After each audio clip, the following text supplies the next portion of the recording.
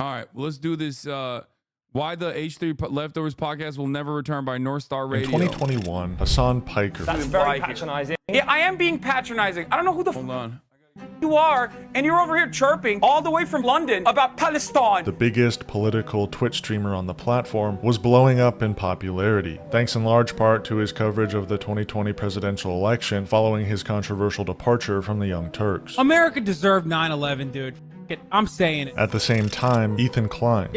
What? One nacho con with extra beef, extra cheese.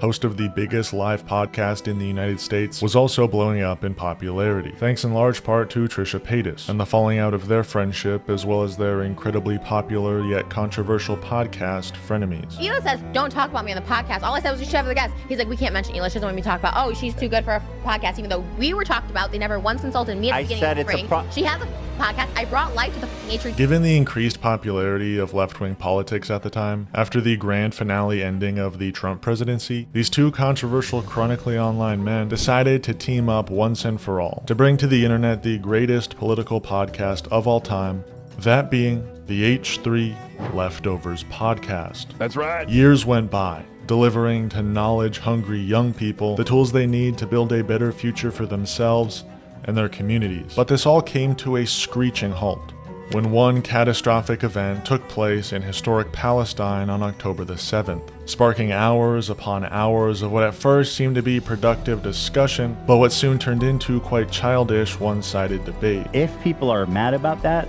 it's probably because of the timing. There's no timing placed on a group of people's emancipation. There's no, like, Bro, my Their timing matters. It's just this one point I'm trying to make. You can't cheer on Hamas, dude. The flames grew higher and higher, until it was eventually too much for Ethan Klein, causing the Leftovers podcast to fall off the face of the earth with seemingly no announcement.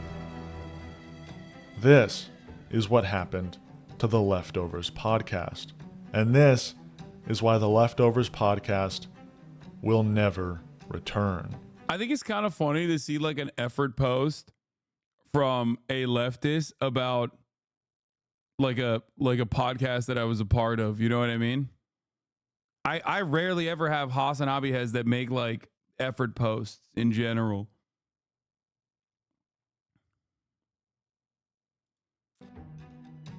He did it like a true crime video. It feels weird.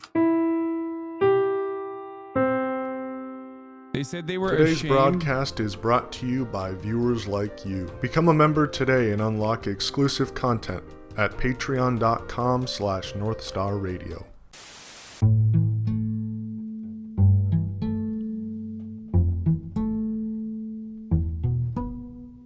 Going back all the way to the beginning of the H3 podcast, politics was always being discussed. He called you and Ethan terminally online. I mean, he's not wrong. Also, I think North Star is a really interesting subject because he's a great content creator in and of himself, like as a standalone content creator. But I find it really funny. I find it really funny that I think he like became a fan of mine because he watched me on watched me talk to Ethan the first time Ethan ever had me on his podcast before Leftovers. Dude, absolutely wild. You're about to talk about Ethan and Leftovers right now. I feel like you never mentioned him, or since it ended, I'm kind of in disbelief right now. The reason why I choose not to talk about like Ethan or Leftovers or anything like that is because I think it instills a lot of parasocial emotions in a lot of people. And that level of like parasocial behavior ends up being unproductive because there's no, like, people literally fucking bring up Ethan when I'm talking about Israel Palestine, when in my assessment it's like he is not even meeting the standard of like content creator who is across the board, a content creator who's like across the board against most of the things I believe in. Okay.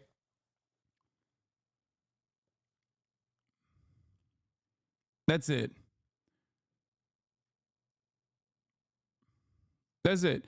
And I personally don't even care if he's like calling me out or whatever. I heard that like people were saying that Ethan talked about me on his podcast today or some shit like that. I don't care. I genuinely don't care.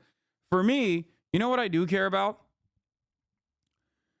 Ethan considering what Israel's doing to be genocidal far before October 7th. Okay? I do care about that. I think that matters, especially when he is so close to the subject matter, so close to the different aspects of social conditioning that play a pretty prominent role in the development of American Jews, who are very progressive people overall. Okay? I don't care. In no matter what he says about me, my community, or my mods, I still firmly believe, okay? I still firmly believe that regardless of everything else, regardless of how he's responded to people yelling at him online, regardless of all of that, I place a lot more emphasis and a lot more value on those things that he has said. Because when people say like, oh, he's being Islamophobic. Yes, there are definitely instances where he said things that are Islamophobic. Okay, both in the past and even recently. I think you guys forget that I myself am also Muslim.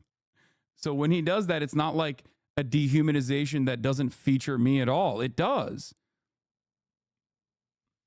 It does.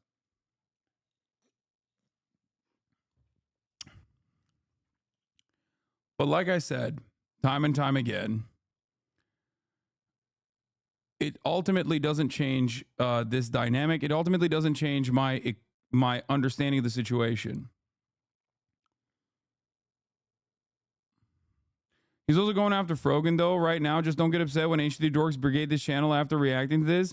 Well, what's really interesting about that is that I think his community is probably more pro-Palestine than even he might be. Like, he is, yeah, I think there's probably other people from different communities that have presented themselves as like lifelong fans of Ethan. But I think he has a very large audience of very progressive young people. Okay. And as a person with a massive audience of very progressive young people, there are probably a lot of people who are more, I would say, more in favor of, not to say like he's more pro-Palestine than he is. I don't know how to communicate this.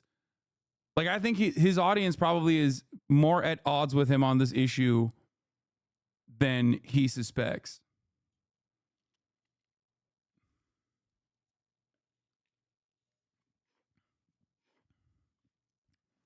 Like, there's definitely a big audience overlap, but even beyond that,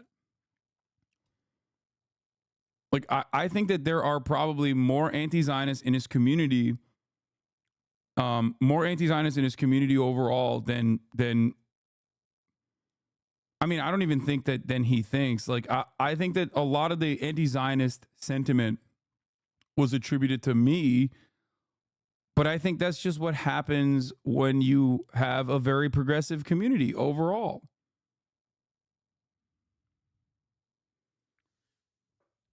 I suspect that given that that he is a content creator who's been around for a very long time, there are probably old fans who fell out of favor, then came back into the community that are presenting themselves as like diehard H3 heads in an effort to probably say like, no, we're with you. It's great. Keep doing what you're doing. That's it. It's always been about trying to manage like the outside forces that were desperately trying to work in an effort to separate both me and Ethan, but ultimately it doesn't matter. There was a disagreement for sure. You know? Jordan Peterson came on the podcast 2 times in the early days of his rise to fame. You guys know who Jordan Peterson is? He's like a psychologist or something, but he's a scholar. He's a scholar. He's a really smart guy. It's a very strange story in many ways because Hitler was obsessed with order and cleanliness. He was a very orderly person. He was very sensitive to disgust, because you think, well, the Nazis were afraid of the Jews. This entire drama fest started because Destiny viewers tried to pit your viewers and Ethan and his viewers against each other. It worked. They continue to do this every day. And this chat constantly falls to the bait. Yeah, exactly. And it is also because there is a real, genuine parasocial desire from people who consume a lot of this content, whether it be just Ethan or myself or both, to like constantly cover a issue of real geopolitical significance, an issue of genocide, but from this incredibly narrow framing of like, what does this content creator think about this other content creator? As I always say, drama makes boring subject matter incredibly consumable. Okay. And that's precisely the reason why people like randomly will bring up Ethan, which I think is like not only unproductive, but stupid as fuck. Like, I don't give a shit. You know?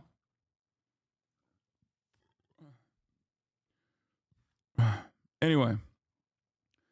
Ethan's so fucking woke on certain issues that he did things that I wouldn't have done, like deleting the Jordan Peterson videos, unless he like felt embarrassed by it, which is a, different thing. But, and yeah, I don't know. I think it's silly.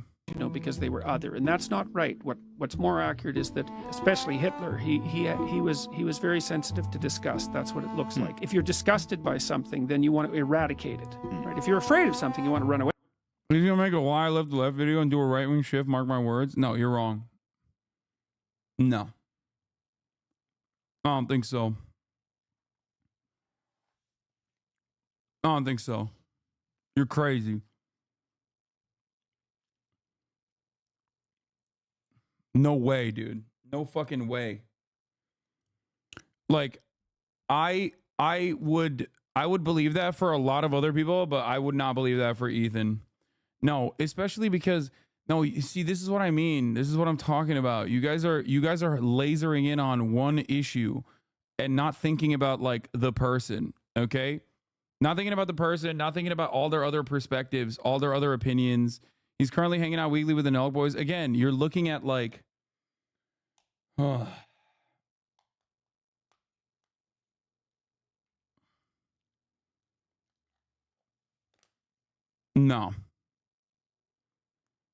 No, he's making friends with MAGA freaks. It's, so what?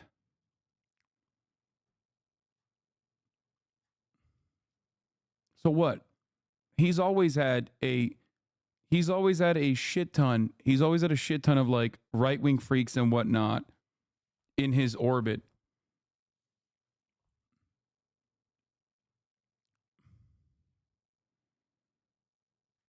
Okay. Bro, he's using the term tanky. Come on, it's all there.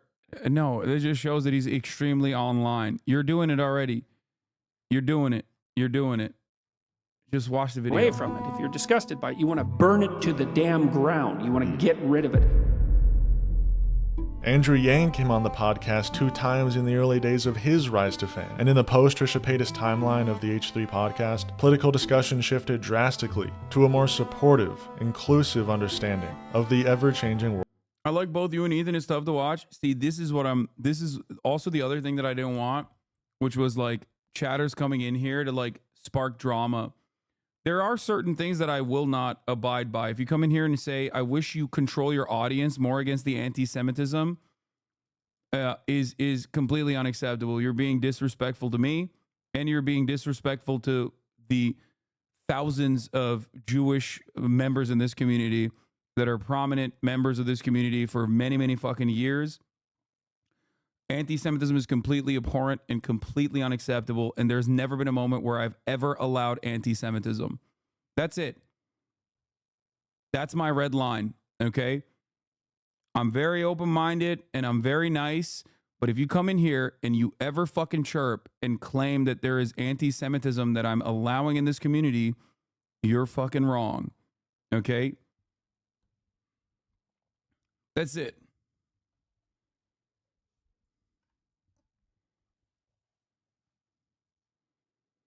Like, I think you are trying to bait in this situation. Like, you might be a former fan, but this is completely ridiculous. Okay? It's ridiculous. World around us. This guy is the peace and love guy. There's no such thing as trans people. That's something that you created. So have fun with your little dreamland. But that's just not By the way, this is why I also say, like, Ethan is not going to fucking become a right winger or whatever. Look at him. He's like shitting on Nick Merckx for his like obvious anti-trans takes. Like, he's pro-trans. real. Take it from me, a dude who's never known a gay person. Penis, dude. Vagina, girl, done. Slam dunk. Come in here with that fucking We got him again. Slam dunk. Penis, vagina. Boom, boom. But it wasn't until one fateful day when Ethan Klein and the H3 podcast decided to dive into the deep end of the online sphere of political commentary. That day was the beginning of the end for Steven Crowder. Oh, there he is. Oh no, Sam Cedar. What a fucking nightmare. But before this was released on the H3 podcast channel, 10 months after Hasan Piker made his first appearance on the H3 podcast, Ethan Klein made his first ever appearance on the Hasanabi broadcast to promote the release of this once-in-a-lifetime debate. Boys, girls, Ethan Klein to the H3 podcast. Are you pretty hyped up on the Crowder? Oh my event? God, I'm so hyped up, dude. I'm so excited. Are you wearing holsters right now? Yeah, yes. We're all wearing holsters. Now, was the debate any good?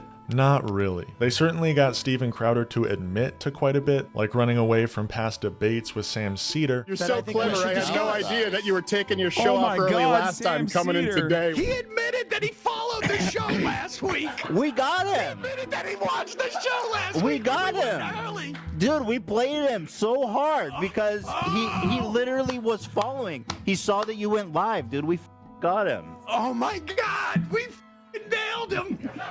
But most of the debate was pretty anticlimactic. I have a general This is a rule. great opportunity. I don't start a debate based with people on a lie. And how about you get sabotaging? How about you get Steven, to show yourself, you coward. Steven, show yourself. Don't show your co-host. Ethan, you should show yourself. Ethan, how can you respect yourself as a man, brother? Steven, you are such a coward. Stop showing your little leprechaun co-host who comes out dressed like your sidekick. Come on, Ethan, why do you have to bring on a Show Steven. Despite the debate's disorderly nature, it sparked something in the mind of Ethan. A yearning, a craving. He had one tiny droplet of debate pervertry, and he couldn't go back.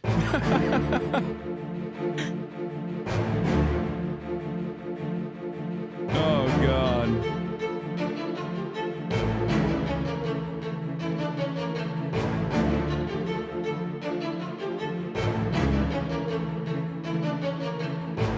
Do you look back on these clips with sadness or joy? Kind of reminds me of looking back at photos of friends I'm no longer associated with, and it just feels like a massive void. No, I don't.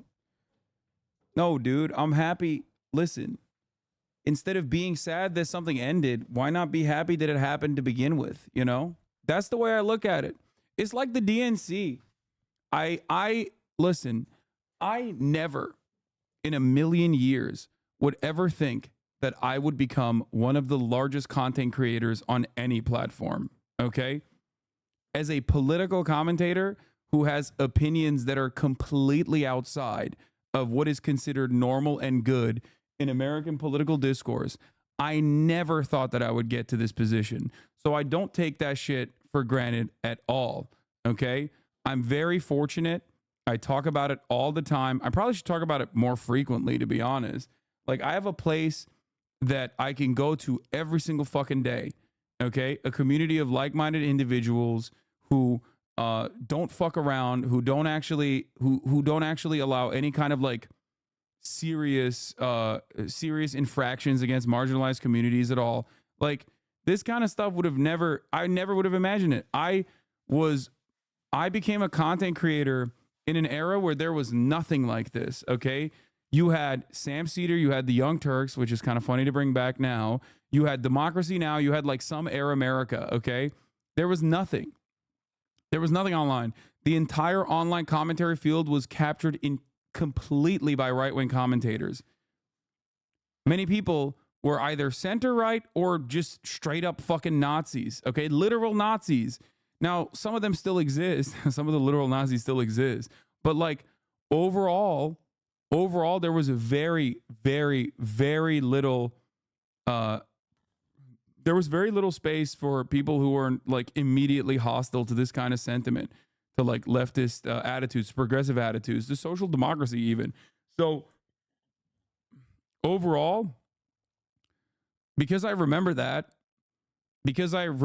shit, and I remember how fucking isolating that felt and how shitty that felt to get constant death threats and you know, doxing and a litany of other, like, you know, clip chimpers and whatnot, like even back then. Yeah, I'm incredibly fortunate to be in this position. And so, yeah, I don't think that this is, you know, I remember this fondly, you know, because it's not something that I would have ever expected. That's also part of the reason why I place a lot of value in people who have personally had an attitude change, who like recognize the errors in the way that they were thinking or the way that they were operating as content creators in the past, who like used to move a certain way and now and have now dramatically shifted away from that. Like, that's why I hype up Ethan and hyped up Ethan quite a bit as well. Because like, regardless of what he had done in the past, like, he is a person who truly changed. And I do believe it. I think that was legitimate. I think that was genuine. A lot of people try to ascribe like cynical motives to people doing things like that, where it's like, oh, he couldn't be edgy anymore, that's why he did it. Like, I don't think so. I think it was a genuine change of heart.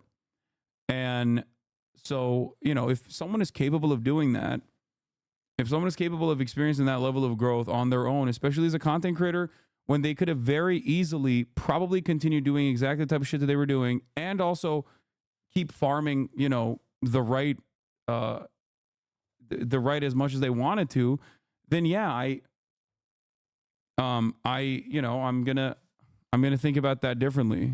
Like, it changes the calculation a lot. Anyway, you should be calculating how you're going to avoid the top of the hour ad break, though, because it's coming right now. Here's the 3-minute ad break. Boom.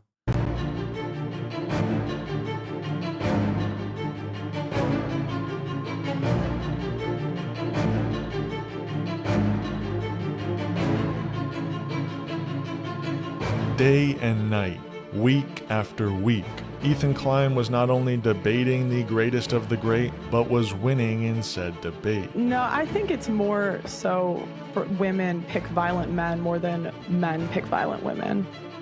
Based on what? Do you feel that sometimes you argue from emotion rather than like concrete facts? I feel this to be true. Do you feel you do that a lot or no? I'm a woman, so sometimes, yeah. Okay. Interesting defense. You're done with that shit? Can we talk like adults now or not? I think this... Hey, I just got here. This video is low-key parasocial, and I apologize beforehand. Wait, is this North Star? Is North Star Comrade Casey? Oh, it is. Damn, dog. You're going to apologize for making a parasocial-ass video? That's crazy. This conversation has kind of been exhausted. People would rather watch me full screen cam do the worm than watch your prime... Bro, do it for a week. Do a week of no reaction content and see how many views you get. Oh, he's crying in the corner. No, he's not. He's not crying in the corner, Ethan. He is deploying the most powerful counter debate tactic known to man. That's right. I want you to see it for all of its glory. That is, ladies and gentlemen, the worm. Absolute cinema peak. Okay? No one has ever so thoroughly destroyed another interlocutor in the marketplace of ideas before or after this. Okay? This caused a worldwide shift in the way that people even analyze or internalize debates. Okay, sure. He went up against world-class greats. People like a 20-year-old dropshipper. I'm just trying to flex on you guys. I'm trying to show you guys what's up. A printer salesman. All day when you need a printer. A character from the Asian version of Get Out. I identify as Korean. A Quebecois. A carrot. And even a man from the Nexium cult. I got on the bus and they made an announcement about my Tourette syndrome.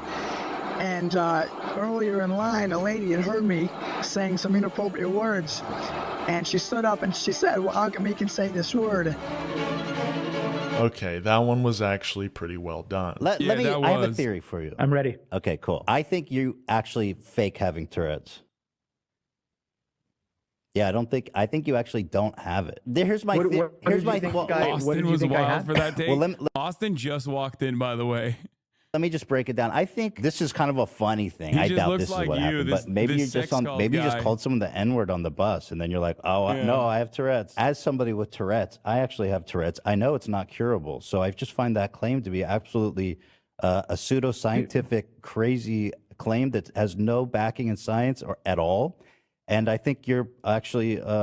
In my opinion, as someone with Tourette's, I think you're scamming people. Did you say that you have Tourette's? I do have Tourette's. I didn't Isn't know that crazy. Yeah, I know. That's why I was so surprised when you emailed me, because I was like, I have Tourette's. And what's This is Ethan at interesting his too, peak. I've also talked about how much I hate Keith and Nexium and what a psycho he is. So when I got your email, I was like, this is incredible, and I could totally see how it is you fell into a cult, because you clearly don't do any research. Mind you, this was all taking place in the same timeline of the Leftovers podcast. They began the show on September 26, 2021, and Hasan Piquer, but I'll call him Piker, seemed a bit uncomfortable at first, just getting the feel of the room and his ability to speak at will. This also wasn't a brand new podcast, rather a brand new show on an already existing podcast, so it makes sense it'd be a little challenging for Hasan Piker to just jump right in. But after only a few episodes, everything was perfect. I had already been radicalized by Hasan in 2019 and 2020, but the partnership of my two favorite creators only grew my passion for politics even more. So during this time, Ethan and Hasan are becoming best buds. They do a weekly show together. Ethan comes on the Hasanabi broadcast again. Hasan visits the H3 podcast again to help in the interview of Liver King. And during this time, Ethan is participating in debate after debate. And Hasan is watching these debates on his stream, supporting Ethan in his performance as friends do. Hasan would even text Ethan talking points during the debates. This is from last year. It says, what the F is happening with gay people? 10 years ago, everyone called them F words, the F slur for gay people in high school. And today, 1 in 6 high schoolers claim to be gay. 1 in 6. So yeah, it's continuing. More and more people. So do you miss the days when we could call gay people the F word? No, I just think it's surprising. I think it's crazy that that's happened. It's been such a popular trend lately. Yeah, but that's not true either, is it? No, it is. What's your Talk to data? My cousins that are in high school. I've talked to my cousins in high school. I've talked to strangers. People liked that video and commented on it and said the same thing. Oh, that's data. Never mind. Ethan got to bust out the left-handed. The number of people who are left-handed. The amount of left-handed people back in the day was really low. I sent it back. People left-handed were seen as inferior, and they were forced to use their right hand more often. But as it became more acceptable and people realized left-handed people weren't demons, then the amount of left-handed people increased, and it became steady at what, like 10% or something? 12%. 12% is left-handed. It went up astronomically Wait. all of a sudden. Would you say people choose to be left-handed? I don't know. I don't know anything about it. Yeah, but that'd be silly. Why would you? You don't know anything about anything, and yet you still chirp on it. Why not chirp on this too? But little did Hasan know, he was feeding the thing that would eat him.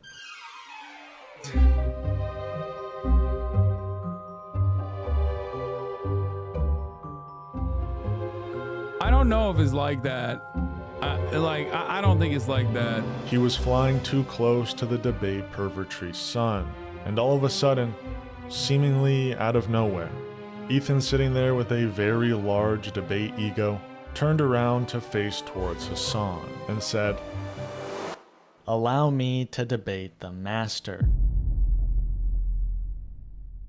2 months before the abrupt ending of the Leftovers podcast, Ethan Klein was having some moral quandaries about his devotion for capitalism, where he enjoyed the freedom that came from capitalism, the ability to succeed from nothing that came from capitalism, but was disheartened by the inequality that capitalism fosters. I know that I'm a capitalist, so I've been trying to think, like, how do you square that with my other, like, socialist ideas? Like, I think the government should have guaranteed jobs for people that want to work, that pay enough for the minimum amount needed to have shelter and food. First of all, I think it's like the natural inclination of some people. Like, I don't think it's even realistic to say, I want to live in like a perfect communistic society, because that just doesn't work. It's antithetical to human nature. But I do think there are good things of capitalism provides, which is, I do think there's a sense of innovation that happens when people are motivated by money and pushed to, do certain ideas. I don't hate the idea of like people who can be successful. I think it's good. I think that capitalism is a more realistic system of government. It's because he's a dangist.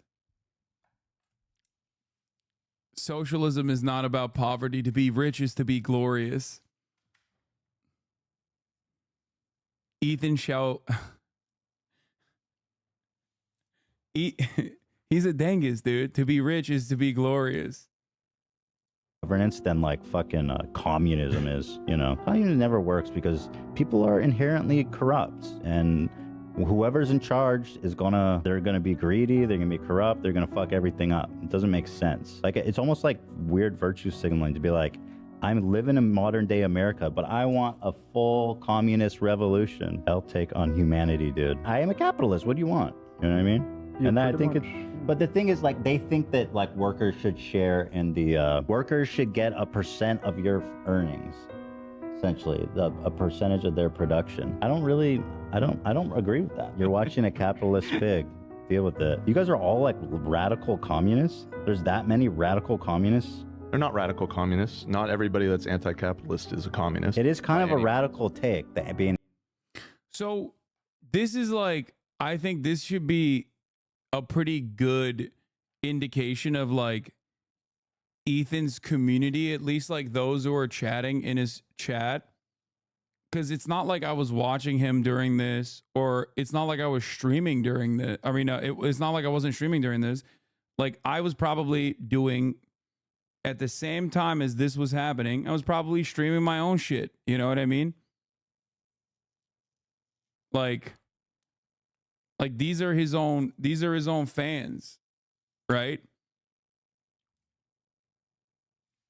Like, these are, my point is, there's a lot of people who don't agree with Ethan on certain issues that still enjoy his content, and that's perfectly valid,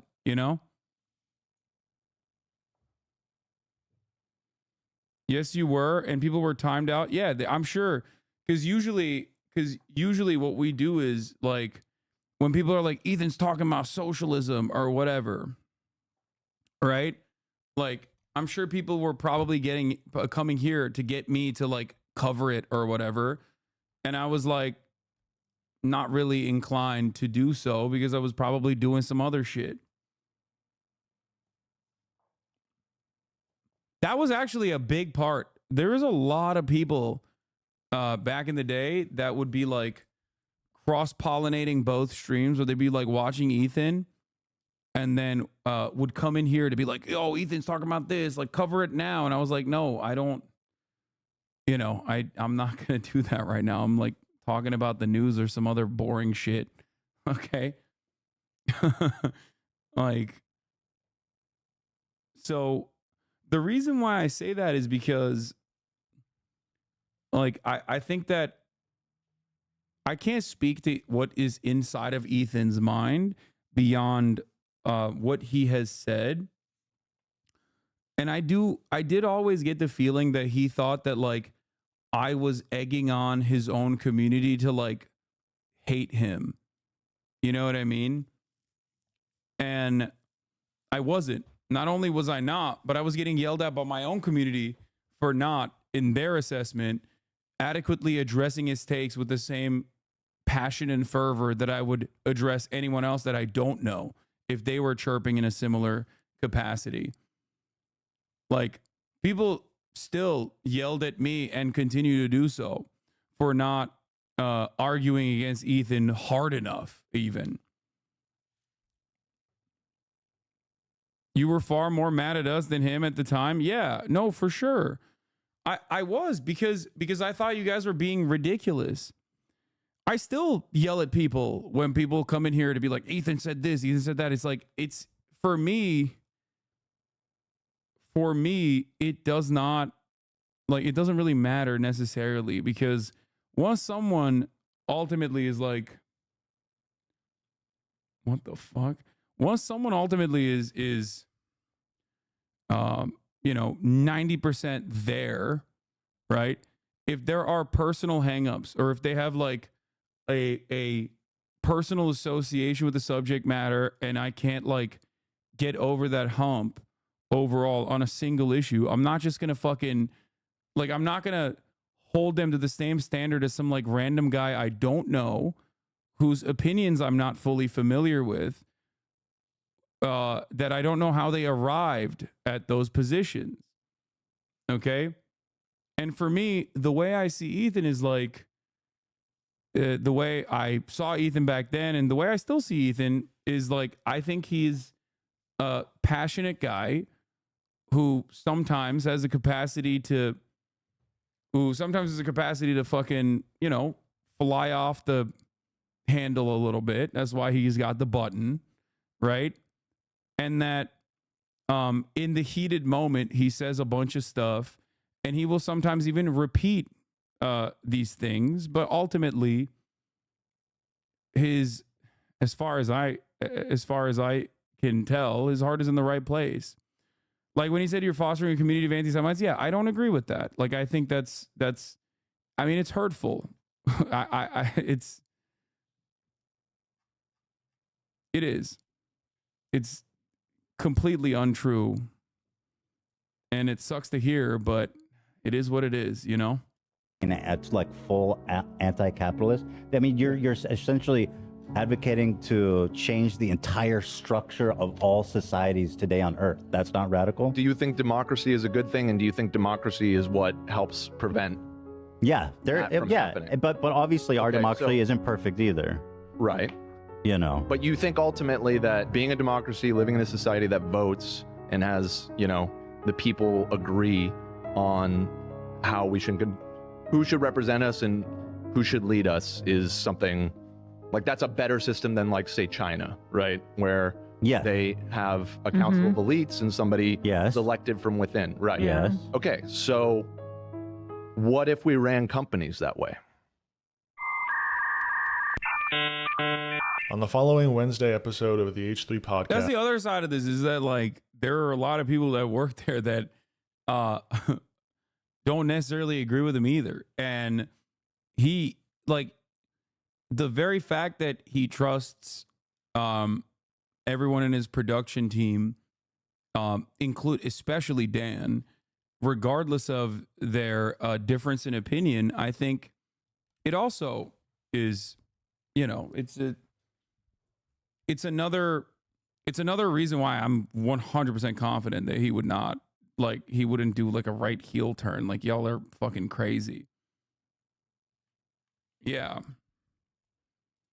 Ethan once again brings up the capitalism discussion, stating that he's been thinking a lot about it and is looking forward. Do you view the H3 like your Uncle Jank when he talks about crime? Is this a similar situation? You know what? That's actually a really good analogy. Obviously, Jank is my uncle. There's an uncle-nephew bond that is unshakable, unbroken. You know what I mean? I think it was, I think it was Shane, what's his name? The comedian guy? The one that does the Trump impersonation is really funny. What the fuck's Shane Gillis? He's like, I remember watching a bit from his podcast where he's like, listen, dog, I love my dad. I don't care. I don't care what people say. He's like, even if it was a Nazi, I probably still love the shit out of him. I'll be like, you're crazy, but I still love you. Which is funny. Like, I don't think it goes that far with the uncle-nephew bond. But, like, what are you going to do? Not fucking love your family? Like, that's insane. I'm sure there are plenty of people who have parted ways with their families, but it probably goes a lot beyond like political disagreements. You know what I mean? And I'm not saying that I would love my uncle if he was a Nazi. I think that would be a bridge too far. But I don't agree. I don't agree with Jank on the issue of I don't agree with Jang when he fucking believes that like Venezuelan gangs are overtaking Aurora, Colorado apartment complexes. But like, you know, he's still my uncle. I love him. Like that's it, you know? And with Ethan, there's a similarity to that. I mean, obviously, like like I don't think Jank is gonna fucking run around being like Hasan has cultivated a community of anti-Semites or some shit like that. That would be weird if he said that. But with Ethan, it's maybe less severe in terms of the familial bond. But yeah, it's a good analog. It's a good way to analyze the situation.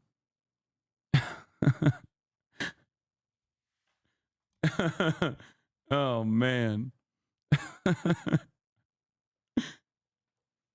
Did Ethan even say that, or are you just saying that he implied that? I don't know what he said. I haven't watched any of his like takes on me or anything else. People in the chat are saying he said that today, which, you know, it is what it is. What are you going to do? I mean, it's just patently false, and it's sad to hear that, but it's definitely, it hurts my feelings to hear that, because it's something that I do care about a lot.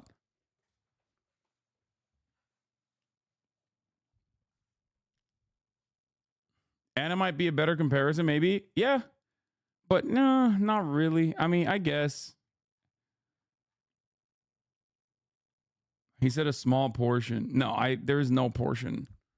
Like any kind of anti-Semitic tendency, we will laser you 100%. Like there's just not, it's not going to happen. To a further discussion with Hasan on the following Thursday. Last week was the capitalism versus socialism week. But I have to tell you, I want to talk about it more tomorrow because I've been thinking a lot about it. Great. I do. I mean, well, that's what Thursday is for, right? That's what Hasan's there for. You can talk about it with him. Ass grift. The better analogy might be Anika's parents. When it comes to Ethan, it's clear that despite his personal ties to Zionism, his fundamental values have not changed with Anna. There's so many different things that she's turned reactionary towards that it's obvious she's flipped towards the right to some extent. Yeah.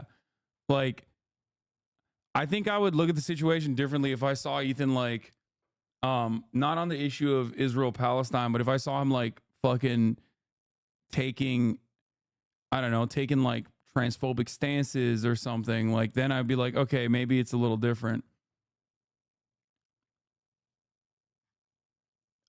But I don't think he'd do that ever. Dog shit moron motherfucker. All right, chill, dude. To be clear, I'm not a capitalist. I'm a social democrat. Okay. I think that distinction is important because people lose their fucking mind when I say, like, you know, I'm a capitalist. They just think that I'm like some fat cigar smoking boot on the worker's face, grind him into dust. You know what I mean? I'm a social democrat, motherfuckers. Recognize, bitch. But actually, I am looking forward to tomorrow because I have been thinking about it quite a bit. Going into the discussion, Ethan had one overarching question. What is it that social democracy can't achieve that socialism can? That's my question. Okay.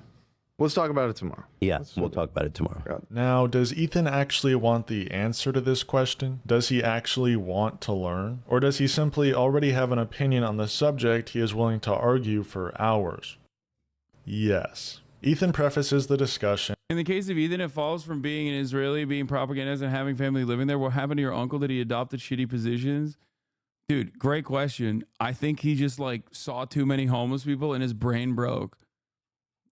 Like literally. That's just, he saw like the homeless lady with the fucking katana was a bridge too far for him. I think he just like, he snapped. Like he saw that and was like, nope. Nope. I'm done.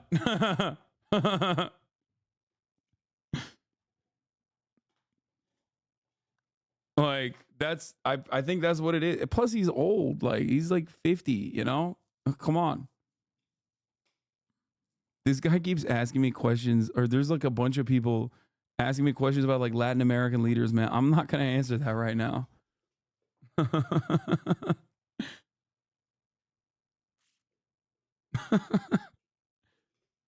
By saying he's excited for the conversation, as he's been doing a lot of research. That research being talking to ChatGPT. I want to better represent my position because I don't really know a lot, and I feel like I've done a lot of research in the week following.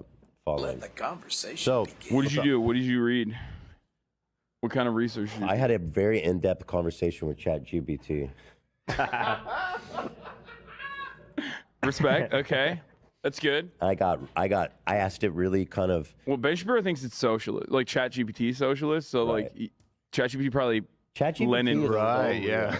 ChatGPT keeps it so real. You don't even know. ChatGPT Lenin pilled you. They focus this discussion on a few distinct questions or quandaries Ethan is having with capitalism, and he's not as willing to learn as he originally made it seem. And the labor class still I feel like exists. that's an assumption. I don't know that that's true. They first discuss his overarching question. What can socialism achieve that social democracy cannot? So let's talk about this.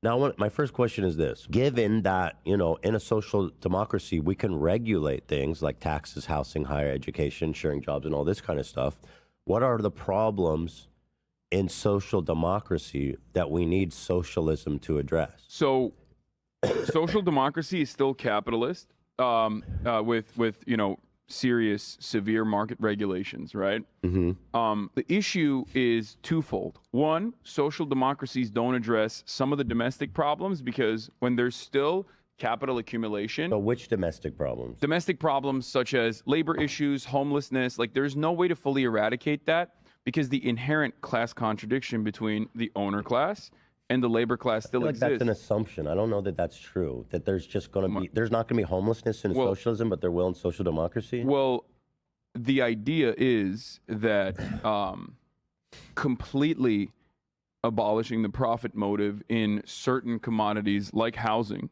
for example, will address that problem because then you're making housing specifically for need rather than so you can make money off of existing units. But we acknowledge that in a social democracy, I think one of the craziest parts about this conversation was that there were, again, charlatans who we know are fans of goblin porn, okay, who tried to make it seem like I didn't do a good enough job explaining certain subjects to a person who was like being, somewhat contentious under the guise of curiosity.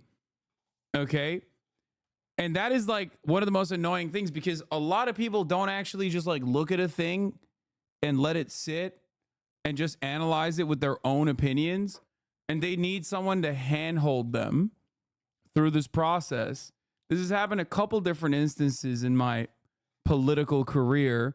Like when I talked to what's his face? The fucking Herschel Walker's son, Christian Walker, about transphobia. And obviously these are not the same. Like Ethan and Christian Walker are nowhere near the same. Like their level of curiosity and their charitability is not even on the same orbit, right? Christian Walker was deliberately trying to be transphobic. Ethan here is definitely still curious about my position.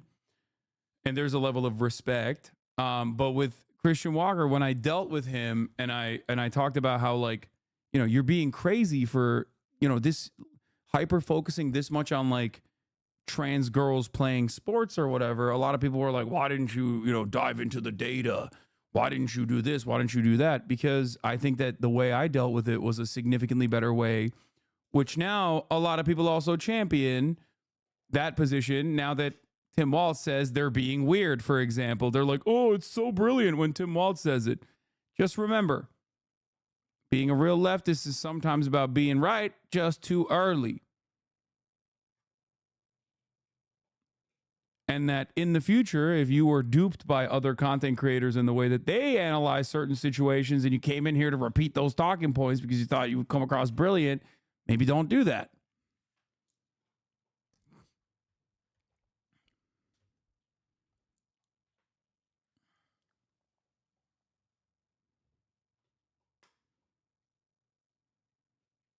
run, ideally, the homeless and whoever else needs a home for whatever reason would be provided one.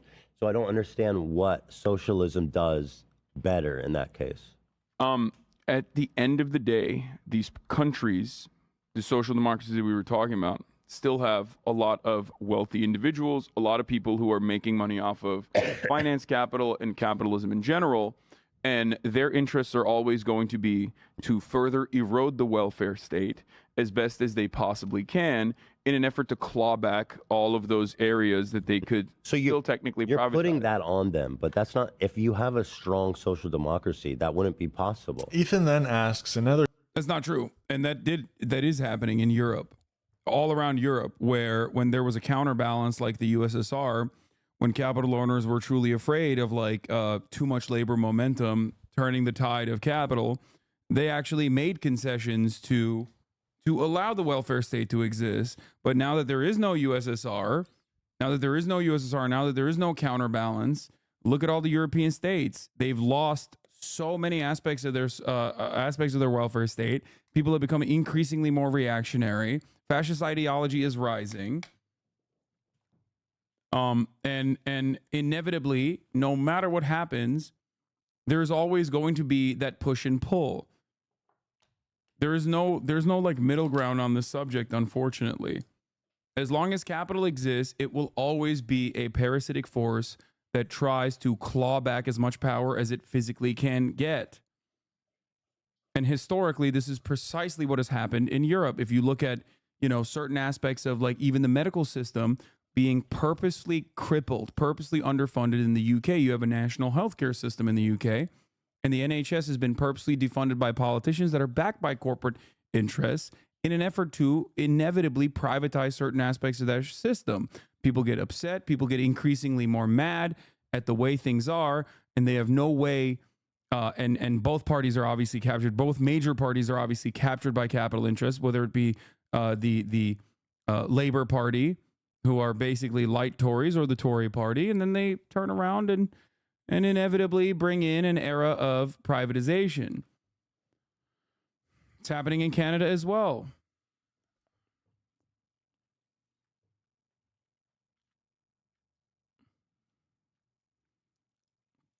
Scandinavian countries had decades-long lockdown, concentrated political power monopoly, and these states are now being crippled by austerity and privatization. Yeah, exactly. Olof Palme, baby. Regime enjoyers in Sweden. Look at where they're at now.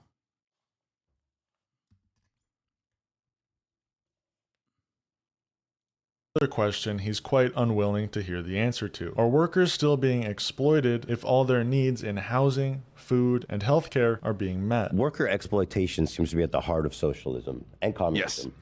And so I want to ask you this question. If an employee is fairly compensated, and by fairly I mean factors like work, compensation, they're being paid well beyond the means of living. If they're provided in all those ways that we see as important, is that still exploitation? In the Marxist perspective, under Marxian economics, Marxist theory, exploitation is not a good or bad thing.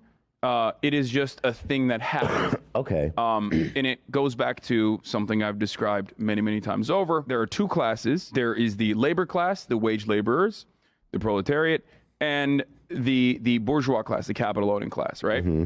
And these two classes have two inherently contradictory interests. As someone who worked, you wanted to work the least amount of hours for the most amount of pay. Your boss, on the other hand, wants you to work the most amount of hours for the least amount of pay. This inherent contradiction is at the heart of capitalism and is how commodities are produced under a capitalist mode of production. When you have this imbalance, those who do have capital end up always being able to pay you much less than your actual output. So that is what's happening now. So is it still exploitation of workers if they're fairly provided for? Yes. Because there is no fairness in that situation. If you are not getting back the surplus value that you have created, or you have no democratic means of changing the way that your surplus labor value is being spent, then it is still exploitation under a Marxian understanding of exploitation. That's simply what it is. Profit is exploitation. For those of you who don't understand, that's what this is. Now, if you consider that to be good or bad, that's when things get tricky. If you consider that exploitation to be fair, that level of exploitation of what happens with your surplus labor value, if you consider that to be fair, then you are probably not a Marxist. Telling my boss this on Monday, good luck. Saying that this is fair, the assessment of fairness in this circumstance is actually a loaded premise. Probably should have dealt with that a little bit better when Ethan brought that up in terms of like being a pure debate pervert. Because the fairness in this regard is not met on the metrics of like living standards, but instead on the metrics of what their output is. If the employee is extremely satisfied, yeah, and they feel well provided for, who are you to tell him he's being exploited? Ethan continues in his failure to learn and brings up a similar question in the field of workers' rights. Why should workers be given democracy in the workplace in the form of decision-making and profit sharing when they themselves did not create the business? Would it be exploitation if all the revenue minus these expenses was distributed evenly through the workplace? Wait, first of all, distributed evenly? Like, no one is talking about even distribution here. I just want everybody to understand, Marxism is not egalitarian. Marxism is not about like offering every single person the same exact amount of money or the same exact compensation. Okay? It's about having the same say in the process at the least. Okay? There is no world in which every single person is going to be doing an equal amount of work and contribute an equal amount of output. Okay? There's like some people might do that. I do that with my podcast, as you guys know, but that's not inherently Marxist. It's just, you know, it's a different way of organizing. It's a cooperative corporation. But yes, each according to their ability and each according to their needs does not mean like everyone on a basketball team gets to make the same amount of points and no one actually wins or anything like that. That's not how this works at all.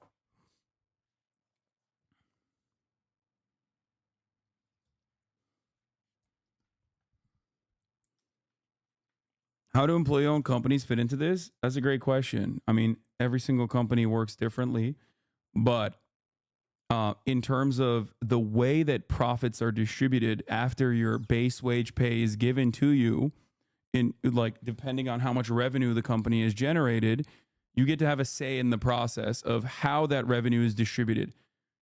Sometimes it might be we get all of the revenue and it's distributed amongst different groups within the organization. Like, you know, 20% goes to the janitor staff, 20% goes to the executive staff, 30% goes to the executive staff. But it's all about having a say in that process. It's all about having a genuine ownership stake in the company.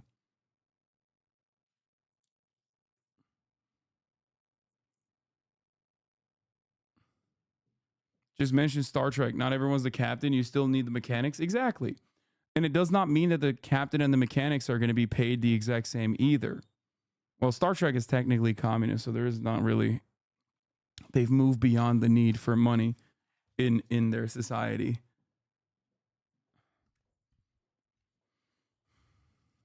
My dry cleaner uses profit to open stores and increase intake while keeping the workload on the fewest people. Yep. At my work, we have town hall meetings. They talk quarterly forecasts, blah, blah, blah. They basically dictate what's going on.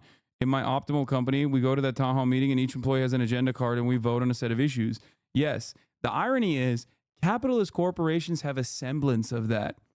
What you just described is quite literally a capitalist corporation, which is authoritarian in nature, making it seem like you have a say in the actual output of the company, making it seem like you have a say in the fucking process. So they know how this is done. They have the capacity to run it that way. They just don't want to give you the share. They don't want to give you the vote. They don't want to give you the opportunity to make demands. Because why? Because those demands would eat away at the share of profits that those at the tippy top get to dictate what to do with. Business. I want to give you a specific example because this is interesting to me. Let's just take this workplace as an example because we're all familiar with it. I started my career 10 plus years ago and I was successful. I also don't personally know like what the best what the best use case for like Marxian economist works in a global marketplace. Like I'll be the first to admit that. You know what I mean? I try to do right. I do understand that like ultimately considering that this is a capitalist global marketplace, like you have to rely on the magnanimous nature of a boss in that regard. And I would be the boss in this situation. But, you know, I don't know if there is like a mathematical equation that gives you the perfect number, the perfect dollar value.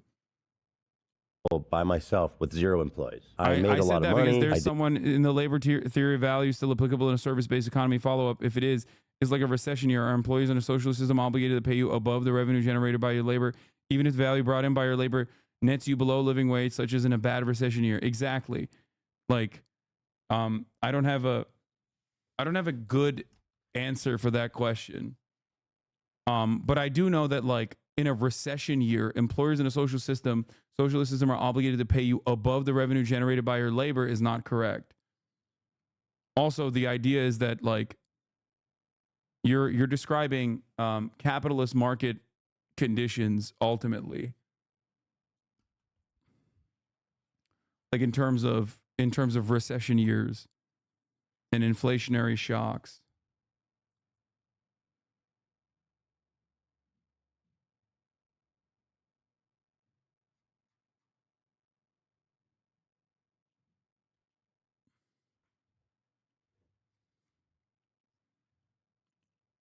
Did well for myself. And then, 5 years ago into my career, I made the podcast, which obviously you all are watching now. Let's say we go back to 5 years ago when I hired Dan as a freelance. You started as like a consultant. Yeah, or a freelancer. Yeah. And obviously you moved to full time and I'll get to that. So he started as like a freelance consultant. What would be a fair way of compensating him for that? And when Hasan gives him an answer, Ethan no longer wants to talk about it. I just want to know how the socialist workplace works. It seems so nebulous when you talk about it. Why is it? I don't think it's nebulous at all. There's gotta be. Okay, I have a living, breathing, working example of it that I've given you. I know, but like, there's got to be like a constitution that says outlines, or I don't know, whatever the fuck you want to write, right? There's got to be something, and it says like, or rule laws that says, this is the minimum that a person should get from the company.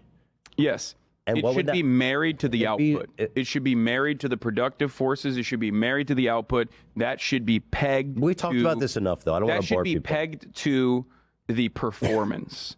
And I think that is the best possible way to work. I guess For the record, there was a second part of the conversation about social democracies and how they inevitably fail.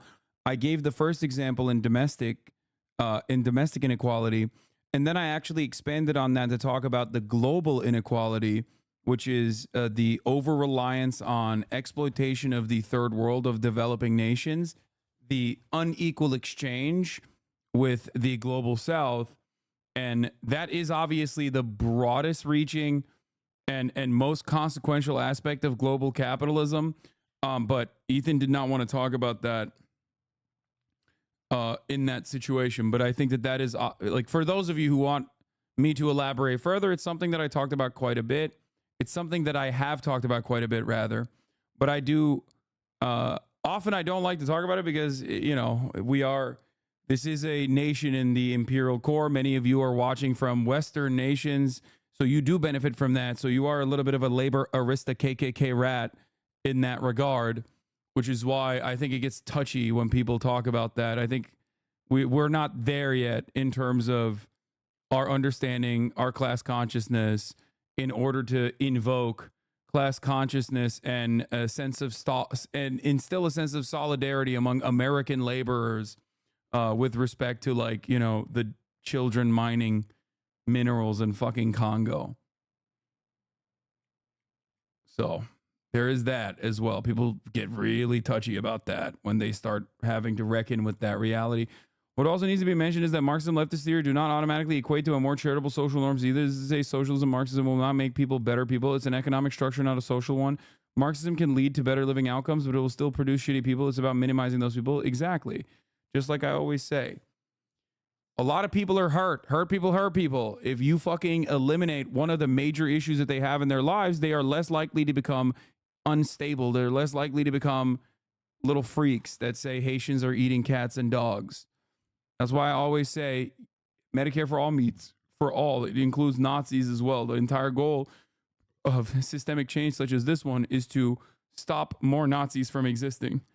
Problem on that is, like, how could you possibly enforce that? No, not even enforce. How could you possibly even analyze that? Like, how much more how much more money are we making because the janitor comes and That's cleans? where we go to the Walmart example. That, like, we are already completely aware of that. We have actuaries, we have CPAs that are working in real time, making mathematical equations to figure out exactly what not to pay people, technically, and they could be in a total social reorganization. This is also the other aspect of this story, which is that there are already pre-existing constructs within a capitalist economy that we use to the advantage of capital, and that could absolutely flip in a moment's notice, almost overnight, if magically capitalism turned into socialism. All of those forces that currently work at the behest of capital would be able to make these same mathematical equations, but this time for workers. So that is, I mean, obviously that's not going to happen, but the notion that we have no way of calculating this sort of thing is actually wrong. I think, what is it? The People's Republic of Walmart was the name of the book that dives further into, like, the command economy and centralization and how it has actually occurred inside of capitalist corporations in a way that, like, corporations now that have, like, the same output and the same revenue structure of an entire fucking nation at this point. And therefore we have the tools and we are actually using them. We're just simply not using them at the behest of workers and using them at the behest of the capital owners right now.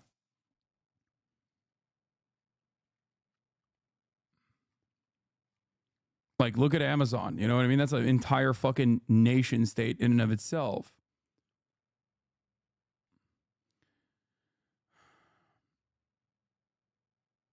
Of the economy with a socialist dogma would work in the opposite direction. Okay. It's kind of like this. Please, let's move to another topic. Okay, I don't want to bore people. All in all, this episode was very entertaining, despite some frustrating moments from Ethan. And it even went an hour longer than usual, given how entertaining and important of a conversation it was.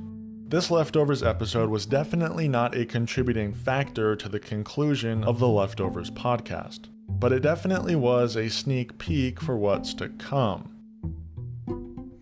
Ethan's debate purgatory ego had reached a point of no return, a final form in which Ethan could not be incorrect. So after a few weeks had passed of some pretty normal episodes of the Leftovers podcast, something catastrophic took place, once again sparking the need for discussion on the Leftovers podcast. This is CNN Breaking News.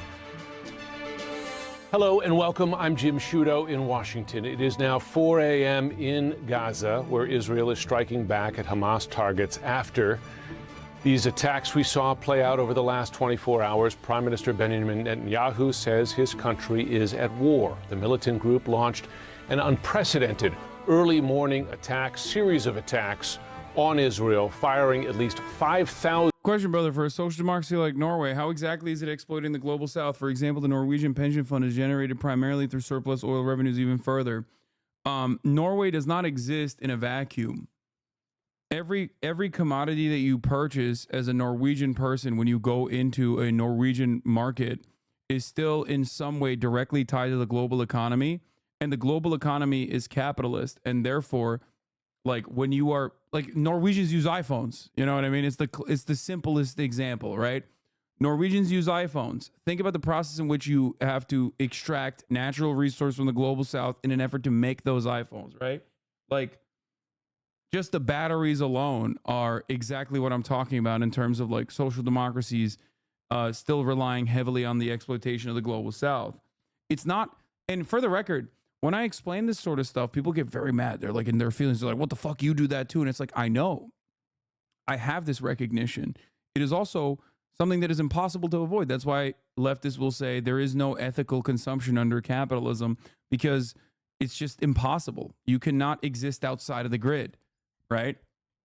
Let's say you try to exist outside of the grid. You bought an axe at Home Depot. You didn't make the axe yourself. You literally had certain materials inside of that axe that at some point absolutely touched basically slave labor hands. You know?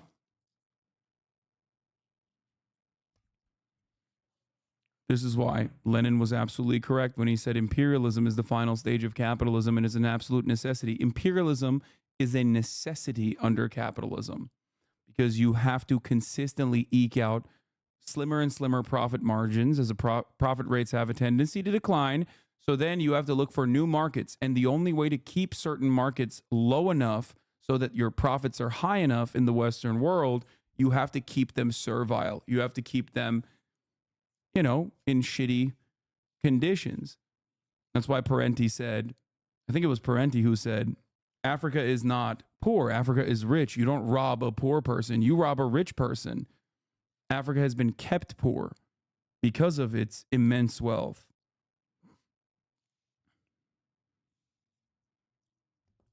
Or maybe he said that about South America. In rockets, Israel says at least 300 Israelis are more than 1,500 wounded.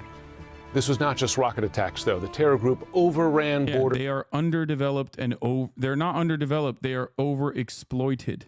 Crossings invaded by sea, by air, and by land, taking over entire Israeli communities in the south.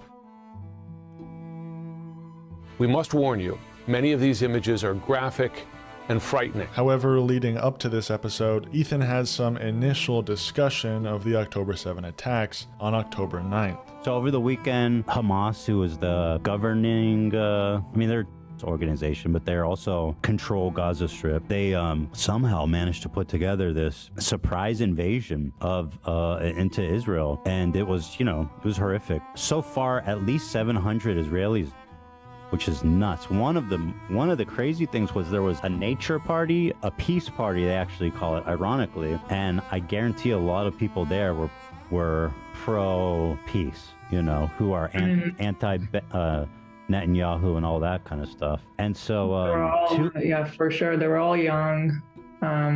Definitely that type of crowd that is unhappy with the government. The really sad kind of crazy thing is that, I don't know if this has changed, but last that I heard, Hamas didn't even know about the party. They just happened upon it. This discussion was pretty tame, and mostly understandable coming from two Israelis after such a catastrophe took place. Ethan is not even technically Israeli, for the record, I don't think. Like, Ethan went on birthright, no? I don't think he's Israeli. Ethan even made sure to make his stance clear about the Israeli government. Not by speaking from the heart, but by reading a tweet of a note. No, he did. He has citizenship, he lived there, but he went on birthright. I think his parents might be... I don't know. I actually don't even know. Holy shit. I should know this. I know he lived in Israel. I know he lived in Israel because I remember him talking about like working in a casino and shit. But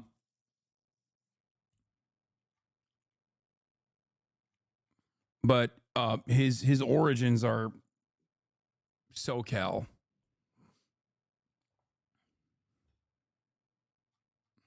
WhatsApp screenshot from 2021. You know what? Let me do this. Before I even talk about this, let me just tell you, first of all, just so it's not ambiguous about how I feel about this situation as a whole. Okay? Let me just say this. I tweeted this. I think this was when the IDF blew up some apartment building or some horrific shit in Gaza a few years ago. I said the Israeli government's making me sick. Even if Hamas is operating as civilian buildings, it doesn't justify the total destruction of that building. It's inhumane. Netanyahu's a piece of shit warmonger. It needs to go. As a dual citizen, I love Israel and the Israeli people. They deserve a government that actually believes in peace and not force and violence.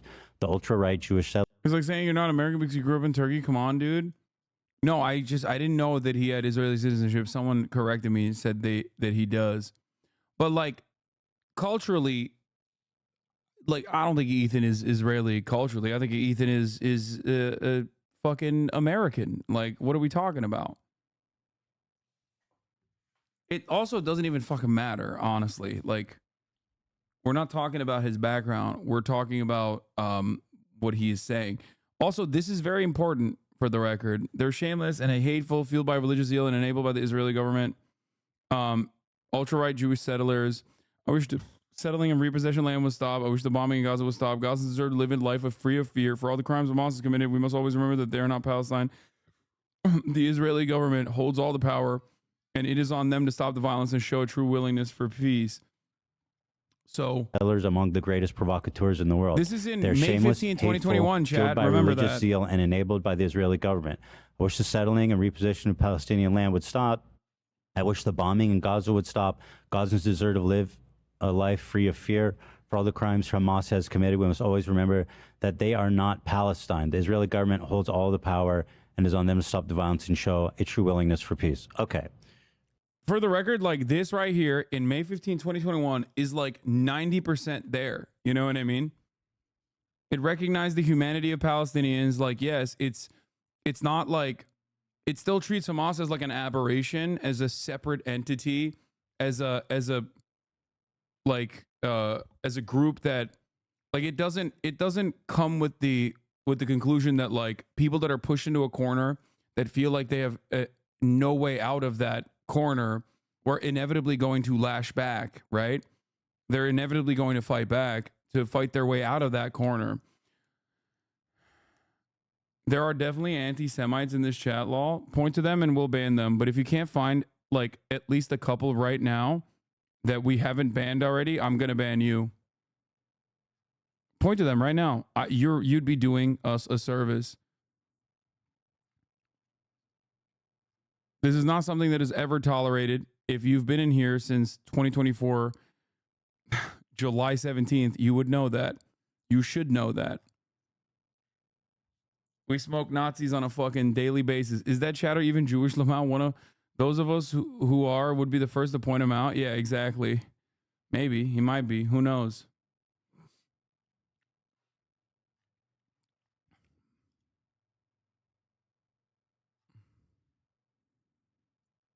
How the fuck? Classic Hitlerian politics.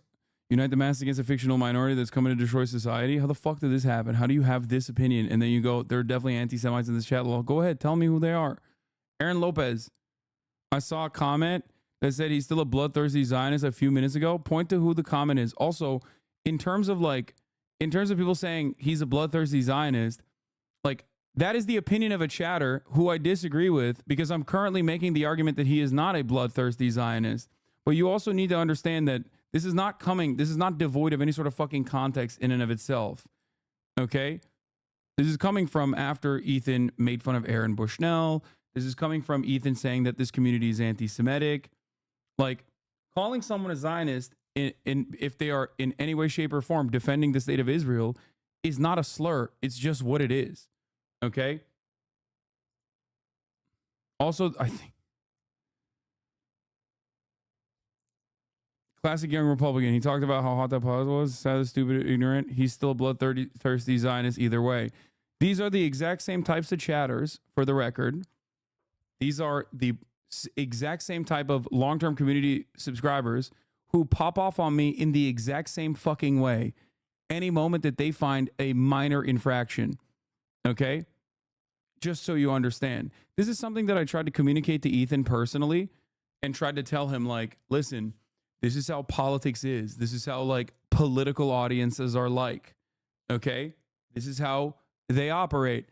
If they find something that is even a minor infraction, as much as I have whipped my community into shape, as much as I've tried to make people in my community be normal about like analyzing the collective total of a person's opinions that they can see and not just have such hardline opinions, they're never going to do that.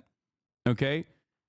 If you recall, a very famous moment of mine when I went to Australia was literally a Hasan head who was wearing my fucking merch, who came up to me at a fucking pro-Palestinian demonstration and yelled at me for drinking Coca-Cola.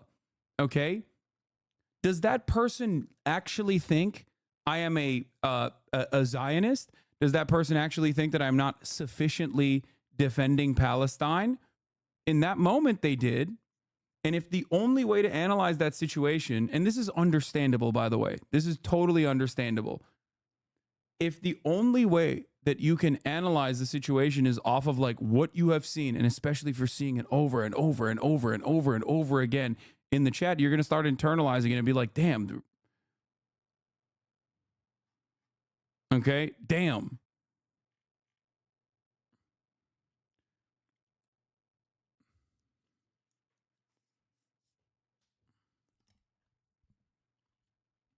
I yell at chatters like this on a daily fucking basis. Okay? I yell at chatters like this on a daily fucking basis. I was wrong. I'm sorry. I overreacted. I'm sorry.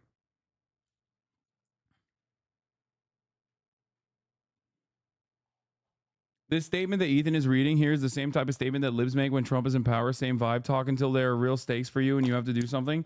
Yeah, that's ridiculous to say, especially about a dude who lived in Israel, especially at a time in 2021 when many members of this community were probably also unfamiliar with what the fuck was going on in Israel or in Palestine, or beyond that, Ethan himself, the expectation is he's going to be fucking full-blown in support of Israel. So for him, it's extra nutty to have a take like that. What the fuck are you talking about? He is not. No, that's not liberal Zionism. Liberal Zionism, and I can't speak for what Ethan's perspective is now, but here, this is not liberal Zionism, because liberal Zionism does not actually treat Palestinians as human beings. Okay? Or liberal Zionism is simply makeup over the inherent fascist perspective of Zionism. Okay? I saw the comment. Totally get that. Ethan is a fucking gross Zionist. This is what I mean. This issue, considering that it is an ongoing genocide, invokes a lot of sentiment in a lot of chatters.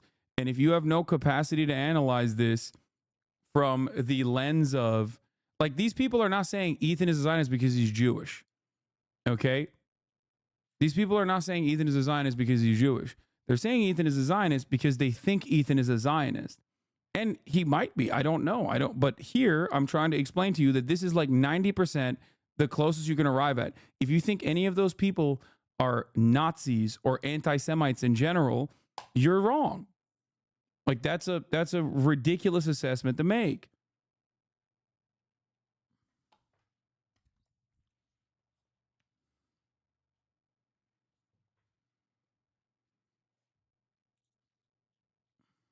Who doesn't think Ethan is a Zionist? He's a self-described one. So, just so it's not unambiguous. Now, I wouldn't say this discussion was completely tame, as Ethan got quite caught up in the timing of it all, criticizing people for saying free Palestine as the attacks were taking place. I think what people don't understand when they say that. Are you making the comparison to the Australian girl because you think Chatter's calling Ethan a Zionist is the same as her? No, I'm not. I'm I'm using that as an example of, like, people yell at me all the fucking time too. There is a level of validity to the criticisms, especially if that's your output, especially if that is what you're communicating to people, people that are outside of my immediate community, mind you. So that's another thing that you have to recognize. This is why I started off the conversation by talking about, what was I saying? Holy shit. Oh, talking about how there are members in his own community that are completely removed from mine that would much rather watch him than me that might still have these kinds of opinions. Okay? They have these exact same kinds of opinions regardless. It has nothing to do with me at all. And if you mistake that kind of criticism that you're receiving from your very progressive community with like me egging them on, then you're missing the forest for the trees to a certain degree. Does that make sense? That is simply the point I was making originally. I think chatters are confused because Zionists is consistently used to replace Jews. Sometimes it's understandably difficult, especially as a Jewish person myself, to distinguish how the term is being used. That's why I don't like to call people Zionists. Instead, call them pro-Israel since it fits the title best. I don't want my words to be misconstrued as saying Jew, so I don't exactly love to call people Zionists. Yeah, I mean, but objectively, you are a Zionist. What? Yes, you're right. I am pro only the Israeli state from the river to the sea. You caught me.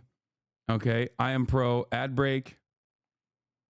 I'm pro ad break for you and you only.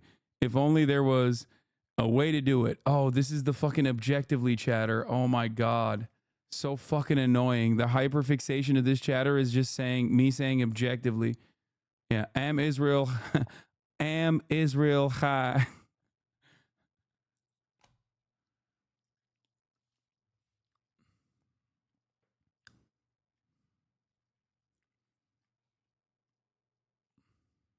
That is like what it means to somebody in Here's Israel who's going right through now. grieving right now of so many people around them and their life as it used to be. Nobody knows right now what to expect and how long this war is going to last.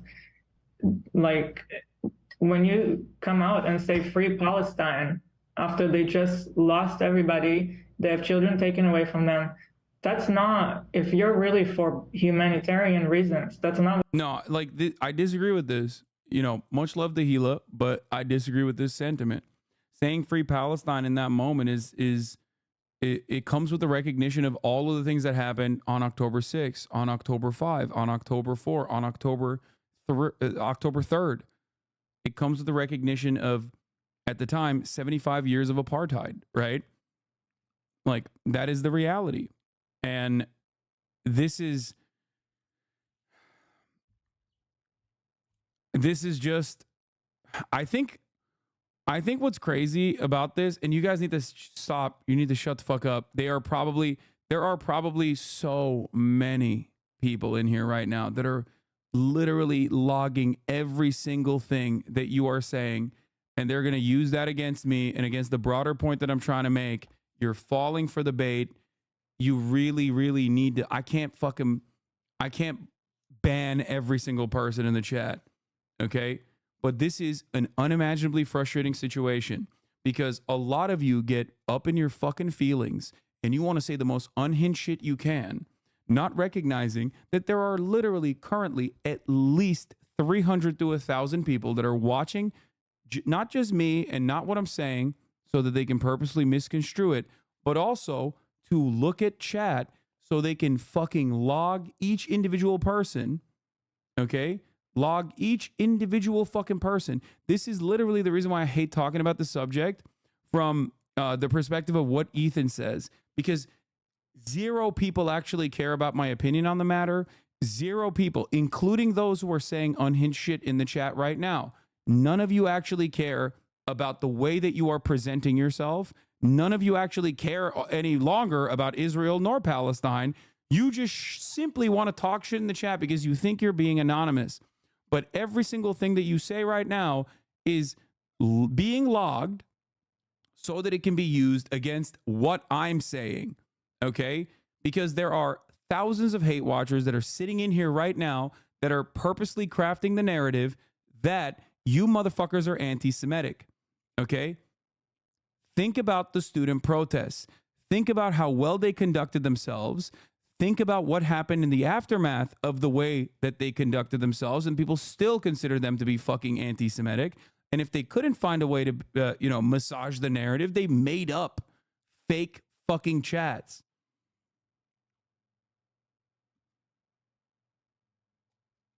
Okay? I'm going to put the fucking chat in emote mode because a lot of you are fucking annoying. And if you think you can get away with this shit in the Discord as well, I will ban you from Discord too. Okay? Many of you want me to cover subject matter like this because you love fucking drama. All right? But in an effort, even when I'm doing it, you can't fucking hold yourself back. You get so autistic. Like your hyperfixation turns into just saying the most like unhinged shit, knowing full well that someone is out there just fucking logging every single time someone in here says some fucking unhinged shit. Shit that you wouldn't personally agree with, you know, if you had a calmer mind. But in that moment, it doesn't matter. Your community does not understand that they're taking bait from other communities when they drama bait this shit. They're hurting you by doing this, by tweeting shit, by saying shit in Discord. Exactly. Because absolutely zero people care about my well thought out, well balanced perspective on this issue. Most people simply want to say Hasan hates Ethan because he's Jewish. Okay? And you are just giving people an opportunity for them to craft a wonderful narrative like that, undoing undoing a decade of work I've put into, one, shitting on anti-Semites, and two, being a fucking anti-Zionist, because you just learned about Gaza yesterday, okay? And you are hyper passionate, and you want to show everybody how fucking passionate you are. And the only mechanism to show how passionate and how with Gaza you are is by fucking chirping about a content creator you see on screen and calling them a fucking Nazi, okay? Shut the fuck up. This is precisely what I've described a million fucking times over. This is exactly why I hate covering this issue, because Ethan's perspective on this matter is completely irrelevant to me, okay? It doesn't change the dynamic of geopolitics, okay? It doesn't change the dynamic of America's undying loyalty to continuing to facilitate the genocide in Gaza, okay? Children are fucking dying every day. You saying Hila is a Nazi is not going to save anyone. It's just going to make you look like a fucking asshole. And it's going to make me look like a fucking asshole, because they're going to clip that and turn around and say, see, this is the community he's fostered. And you don't even fucking believe that anyway. You don't. In the moment, you're mad, so you want to show everyone how fucking pro-Palestine you are. That's it. That's all this is. It's understandable to be passionate about this issue, but you also have to recognize the environment that you're in, okay? A lot of you dumb fucks don't understand that the American government and the way that they analyze pro-Palestinian sentiment is just, you're a terrorist, okay?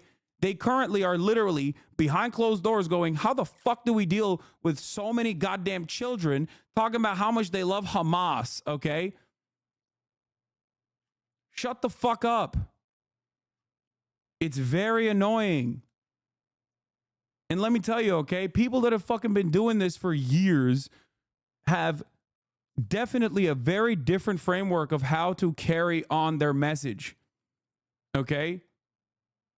You think fucking, what's his name, Muin Rabban, or any number of different like Muslim commentators, think about the way they fucking carry themselves. Think about the way they talk about this issue. Why do you think they talk about this issue like this? You think Rashid Khalidi is going to fucking say shit like this? You think Edward Said would have said shit like this? No. You want to know why? Because they understand the fucking environment they're in. I've been saying this since October 7. Never think that you can be even remotely as callous as someone who defends Israel, okay? They can say everything about you and you can say nothing. You have to put your best foot forward, okay? You should never, ever, ever say shit like this. God damn, you live in America.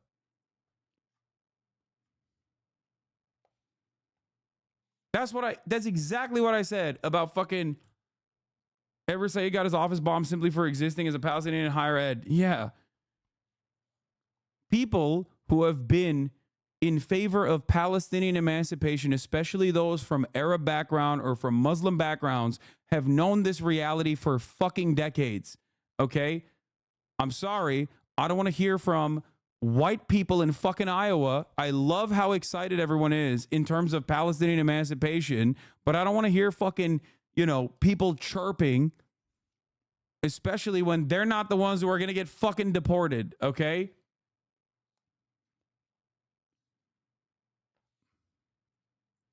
I just wish your young viewers who are borderline obsessive about you would trust what you say on the shit. Yeah.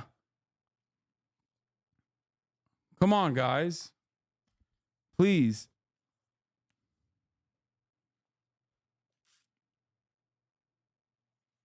Being a leftist is about getting shit on every damn day of the fucking week, okay? But still maintaining your principles and trying to make sure that you can communicate a better future for all people, okay? Including people who are living inside of Israel.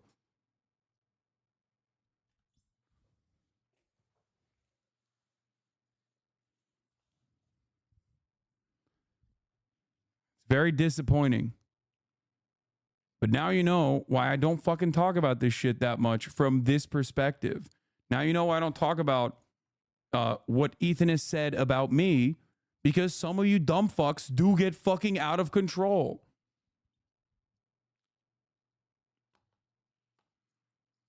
Fuck. What you should be saying right now. And I'm free Palestine too, right? It's just the timing. I know what it is. You're saying I support Hamas. I mean, that's what you're saying. Maybe not even intentionally, you know. But that it might not be intentionally, but that is what it means. Now, as I've explained in a previous video, the news break was quite vague at the time. So much of the breaking news was focused on the destruction of the Gaza wall and the escape of Gazans, not the mass atrocities. So hearing the great news of Gazan freedom, I and many others were quick to say, "Free Palestine." But for the most part, this reaction from two Israelis was understandable. For the most part. Ethan, please learn more about this. Shut the f up. What was not so understandable was Ethan's reaction and commentary in the following H3 podcast episode. Emote mode ends and immediately someone comes in and has to fucking do this. Like immediately. Immediately. God damn. That's crazy.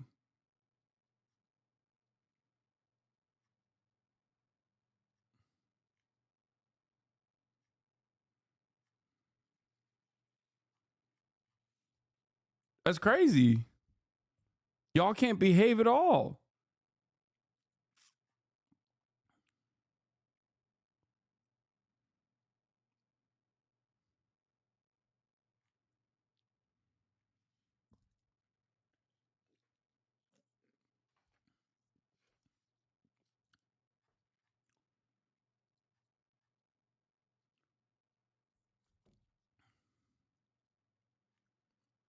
This is precisely the reason why it's also impossible to moderate. It's impossible to moderate to that degree a massive community.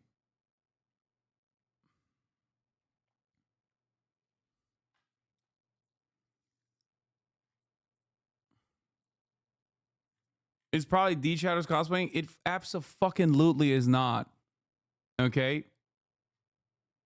It abso-fucking-lutely is not. Is not. It's this community. It's long-term community subscribers that fucking chirp at me every moment of the day too. The problem is, this is a very different issue. This is not about me. This is not someone yelling. How many times do I ban fucking 48-month subscribers that come in here and will be like, you are not sufficiently leftist. You actually have completely given up on the leftist project. You love Kamala Harris. How many times do I yell at a long-term community subscriber? Okay? No, it's people that love being incredibly fucking annoying. I think Ethan doesn't see this because if he did, he would know how much you're trying to clean up chat. No, I've told him this. He just must not believe me if he doesn't think so. Oh. Be normal, dude. Be fucking normal. You're not doing praxis by typing in a fucking Twitch chat.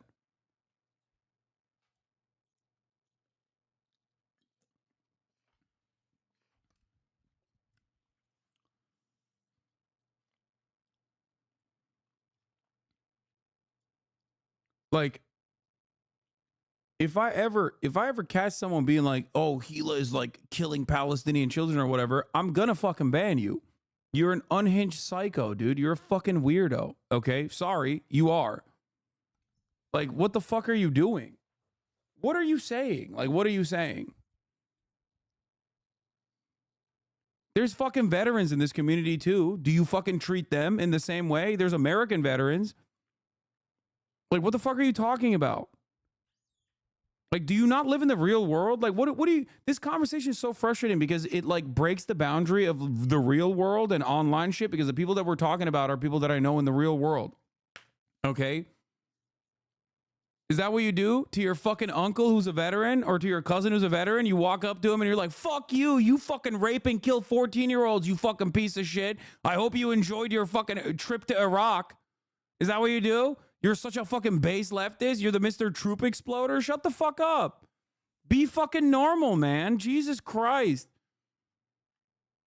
And when people say that about all American vets, I yell at them too. No, it's because you normally have the smoke for other dumbass YouTubers except E-tard. Like, this is what I mean. Okay?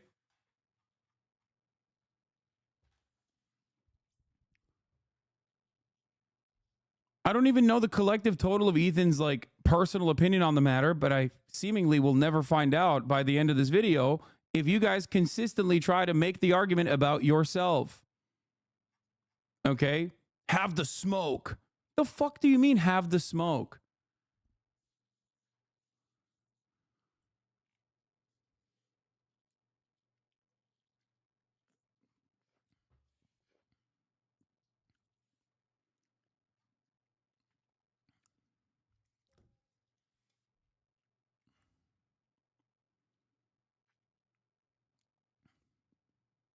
Ethan is wrong on this, dude. I'm not saying he's right on this, but him being wrong on this doesn't change the reality that like you guys can behave in this way in the chat, especially considering that there are a shit ton of people.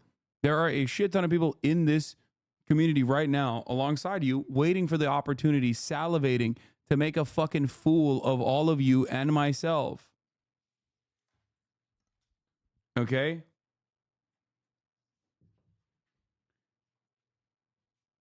So, where for whatever reason, Ethan decided to pick a fight with a Muslim woman who happened to be one of Hasan's mods, a Lebanese I don't chirp at you. I'm trying to be my most best faith, honest self. I promise I have family in Israel and lost so many friends and connections from advocating for Palestine. I don't live in Ohio and I don't have an issue with anyone at H3. I think Ethan should just know better and give you and your community a sliver of grace you award him. Yeah, I agree.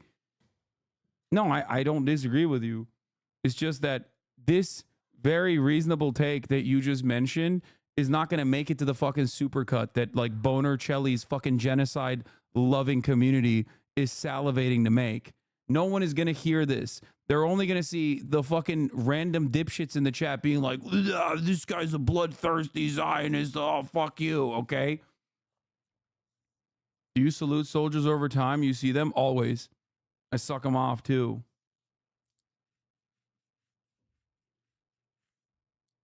I love that I'm like, listen, this is not a fucking anti-Semitic community. And then chatters are like desperately trying to present it in a way as unhinged as possible so that outsiders who are themselves anti-Semitic half the fucking time can present it as though this community is anti-Semitic because it's so passionately anti-Israel. Okay? You have no understanding of how like the average normie fucking looks at this situation because you're trapped in this echo chamber here. Okay? You think everyone has the same exact opinions as you do. No.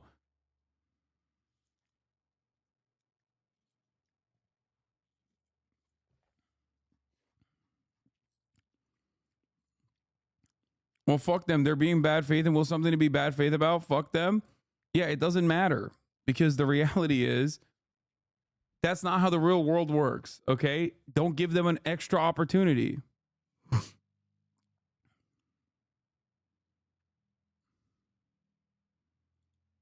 Twitch streamer by the name Frogan. I don't know if this is I guess this is turning into a drama that I can talk about. Is that this girl Frogan? Frogan. Oh, Frogan? Mm-hmm. That's what I'm saying. I don't even know how to say her name. I just followed her because you know, there was a lot of mutuals that were following her, and she seemed like a nice person. So That's why I followed her. She was a mod for Hasan, and me and Lena are friends with her as well. Okay. I just quietly unfollowed her. Okay, I didn't like the tweet she was making. I thought they were like leaning too much towards pro-Hamas, and I AB's like, and we're friends with her as well. just didn't like it. I didn't want to see it, and so I quietly unfollowed her. I didn't make a big deal. I didn't say anything, but like she got to turn it into this whole big thing that turns into a drama that's now being posted all over the internet. I'm sorry, it's a Twitter follow. It's not that serious, okay? First of all, and foremost, that face when one of your favorite content creators unfollows you for being pro-Palestine. Like, first of all, the framing of that is f***ed up. Do you see that D is trying to leverage the situation to his advantage and is talking to Ethan behind the scenes plenty on stream? You see his recent Reddits visited. Destiny's always there. I don't care. Okay, I don't. I mean, great. Like, sure, fine. Who cares? Okay. I don't think that Ethan's worldview is ultimately compatible with someone who I mean, exactly the type of person who he like routinely shits on. And I don't think that it's like, I think people want to be appreciated. I think people want to be liked. Okay. And if a community of people are being like, you're fucking shit, you suck, whether for good reason or for bad reason, and a group of people take advantage of that and say, we love you, you're doing a great job, they are going to absolutely take advantage of that situation. And of course, I don't even fault him for potentially going there to find talking points or whatever. He's permanently on Reddit. Okay, let's not even go there. You don't even know why I unfollowed you. You don't know. You don't have no information. We've never even talked. She said Ethan Klein unfollowed Frogan. Ethan Prob was like, this damn Arab supports Hamas. That's not funny. That's not funny at all. Like, the whole framing of this is really. I try to tell him, like, this is literally, that is a fucking Destiny. Isn't that, I know this username. Isn't this like a Bonercelli fucking massive fan?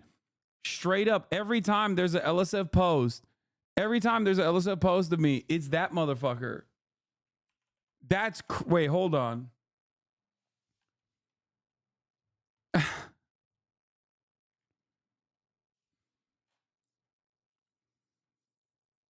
How do I know usernames? Why do I know a Redditor? Because this motherfucker has posted so many LSF clips of me that they know him on LSF. He's probably in here right now, salivating.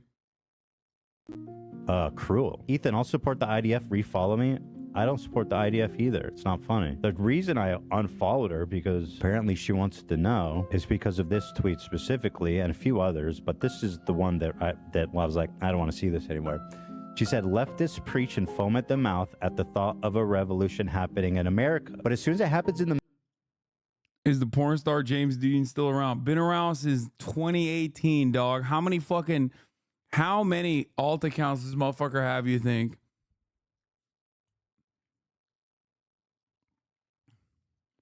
He got banned in 2021. He is clipped. He is like one of my top 5 clippers. Jobless ass.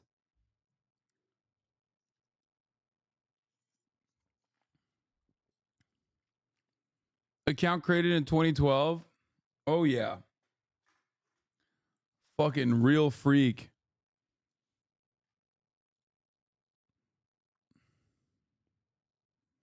It's different when you use that word as an insult. Even if you're right, this just fosters division and toxicity. It's just like ACAP, pointless rhetoric, and you just make us look stupid.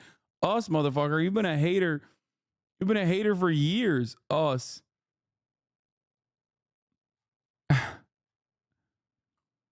Aren't you bringing back trauma for black people when you say the C word?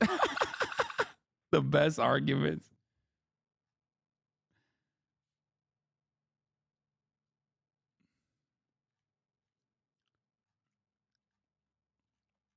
Most recent clip of you was from 3 months ago. I feel like that corresponds to LSF's like ban of Destiny Hasan clips.